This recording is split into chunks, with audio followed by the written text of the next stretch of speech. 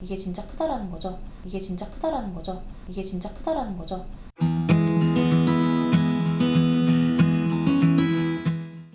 안녕. 우리 지금 중앙대 보고 있어요.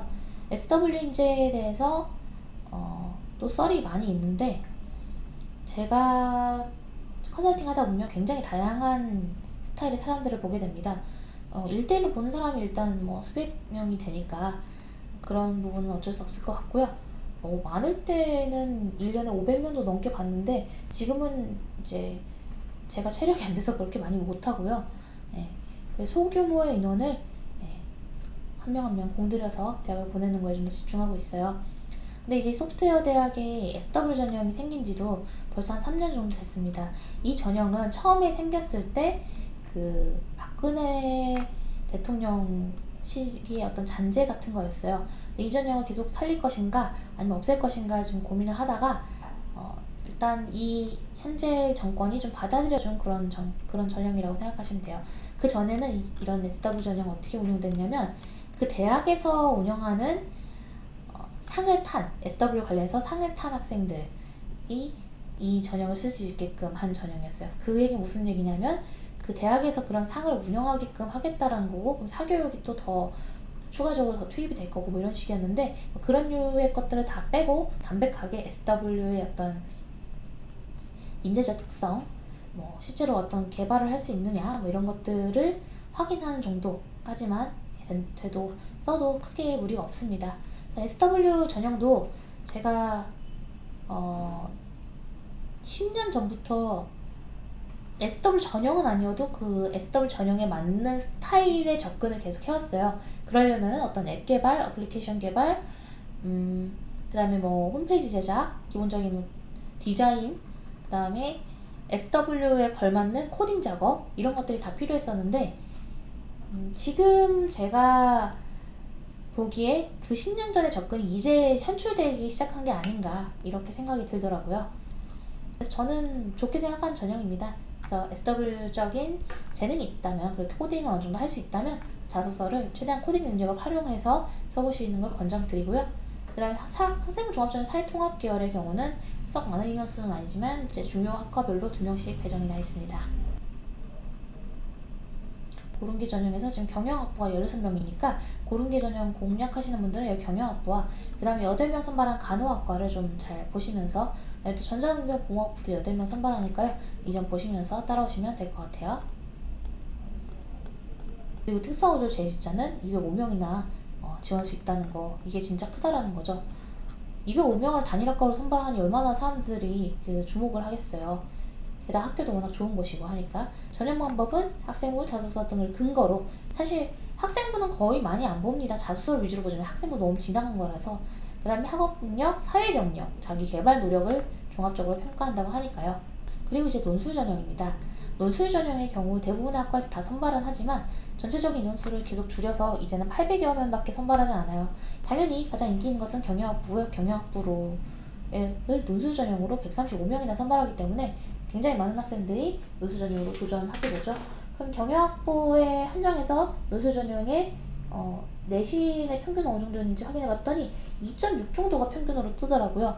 오히려 좀 인원수가 적었던 글로벌 금융의 경우는 2.2, 경제학부도 2.2 정도가 평균으로 형성된 거에 반해서 여기 인원수가 워낙 많다 보니 이제 다양한 그 학생들의 스펙트럼이 모이지 않았나 하는 생각이 들어요. 또한 제가 관심 있어 하는 의과대학이 30명을 논술로 선발하는데요. 점점 논술로 의예과를 선발하는 체제는 줄어들고 학종 내진 교과로 의예과의 선발이 옮겨지고 있는 추세입니다. 기억해 주시고요. 간호학과 인문계열로 27명 선발하고, 아까 우리가 앞에서 봤는데 이 중앙대는 전체 다 합치면 간호학과를 300명 넘게 뽑는 학교라고 그랬어요. 자, 수능 최저를 잠깐 살펴보면 인문계열 3학부, 그 다음 의학부가 4하부예요. 의학부가 4하부인데 인문의학부 탐구 영역의 반영 기준을 보면 두 과목 평균을 반영한다. 그리고 두 과목 평균을 반영해서 등급합이 0.5를 초과할 경우 기준 미충족이다. 이 과목 평균을 반영하는데 0.5라도 초과하면 기준 미충족이라는 뜻입니다. 0.5 이상, 0.5를 넘어가는 순간이 아니고요. 1.5로는 5.5고 이건 기준 미충족이다. 즉 0.5를 초과했기 때문이다. 이렇게 이해하는 게 맞네요. 전형 방법은 논술 60에 교과 20, 비교과 20인데 비교과는 추계봉사라고 하는데 이게 정량평가라는 점이 조금 바뀐 부분이라고 생각이 들어요. 그래서 3수생부터는 논술 비교 내신 적용해 주니까 내신이 굉장히 안 좋은 학생이라 하더라도 3수생 이상이라면 논술로 의대도 갈 수 있는 거죠. 원칙대로라면.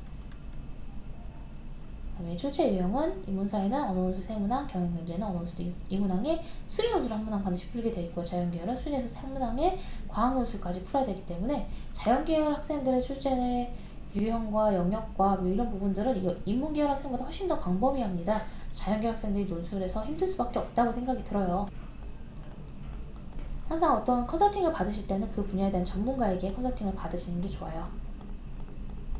이렇게 해서 학교생활 기록부 반영 방법은 다음 영상에서 찍도록 하겠습니다. 자, 오늘의 영상을 요약하자면 논술 전형은 계열 평균이 2.3 정도, 자연계열의 경우는 안성 캠퍼스를 제외하면 계열 평균이 2.2 정도 된다라고 기억하시면 될 것 같고요. 교과 전형의 경우 인문계열의 1.6, 자연계열의 경우도 1.6 정도로 보시는 게 좋을 것 같습니다. 그게 평균이니까요. 거기에서 이제 표준 편차를 생각해서 접근하시면 될 것 같고요. 중앙대학교의 학생부 교과 전형의 충원율은 거의 인문계열의 경우 한 170%까지, 자연계열의 경우도 110%까지는 볼 수 있어요. 그래서 당연히 이제 안성 캠퍼스는 그렇게 많이 빠지지 않습니다. 안성 캠퍼스는 그렇게 많이 빠지지 않고 서울 캠퍼스의 경우에는 도미노 분석상 서울대라던가 서강대 그 위에 학교들로 많이 빠져나가기 때문에 그렇고 안성 캠퍼스의 경우는 도미노 분석상 빠져나갈 학교가 많이 없어요.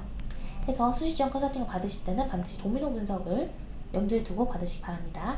그럼 다음 영상에서는 중앙대학교가 학교생활 기록부를 어떻게 반영하는지에 대해서 살펴보도록 할 거예요. 그러면 다음 영상에서 만나요. 안녕.